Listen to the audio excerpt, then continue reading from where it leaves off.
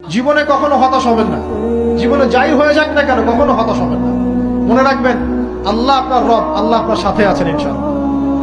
এই সমাজ আপনাকে যেভাবে শেখায়, কিভাবে শেখায়, এই যে স্কুল, কলেজ, ইউনিভার্সিটি, চাকরি, বিয়ে, সন্তান প্রতিপালন, আর তারপর ইন্না লিল্লাহি ওয়া ইন্না ইলাইহি রাজিউন, এই তো শেখায় নাকি?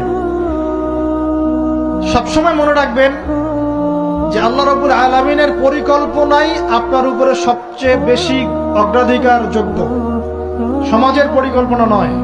পরিবার আপনাকে চাপ দিচ্ছে, চাকরি পাস না, পড়াশোনা করিস না, হ্যাঁ পড়াশোনায় কেন তুই 80 নাম্বার পাইলি না, কেন চান্স পেলি না, কবে চাকরি পাবি, কবে আমাদেরকে দেখবি, খাওয়াবি, পড়াবি, এই যে চাপগুলো চারপাশ থেকে আসে কিনা?